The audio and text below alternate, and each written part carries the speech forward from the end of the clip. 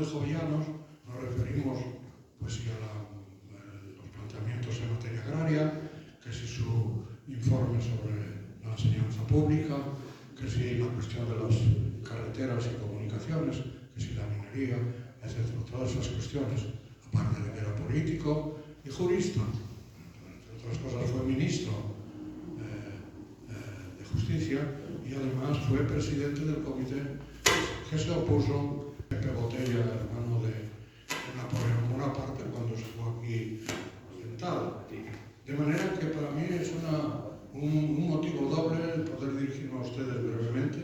El primero, porque consolidamos esa liazón, esa unión que ya es orina del Comité Científico de la CIVI, pues, y que además, seguro se va a enfadar, pero lo acaban de nombrar vicepresidenta del Comité Nacional de Bioética. No te enfades, que lo mereces además.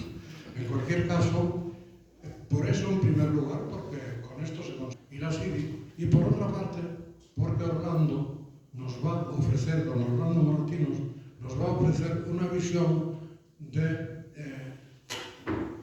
jovellanos que habitualmente no tenemos la mayoría. Ya digo, que si el estudio mucho, no se habla mucho de eso.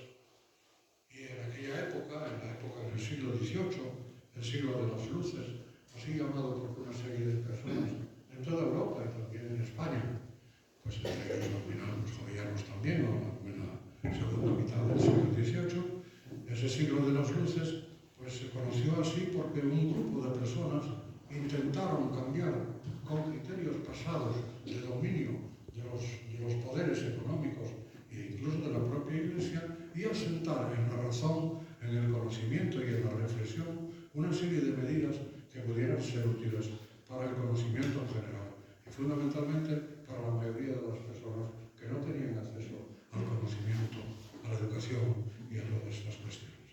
Es también el siglo de la leyenda negra, que había comenzado en el siglo XVI y que desde luego pues, los franceses y los ingleses procuraron reafirmar en el siglo XVIII, haciendo una imagen de España desmerecedora, en el sentido de que éramos un país cruel, un país ignorante, un país que no podía nunca ponerse al nivel de todos los demás. En este sentido, yo creo que es una satisfacción y un placer que contemos con Orlando para, nunca mejor dicho, para ilustrarnos. Bajo cualquiera de esos aspectos. Y dice, nacidos para vivir sobre la tierra, ella es la que os presentará los objetos más dignos de vuestra contemplación.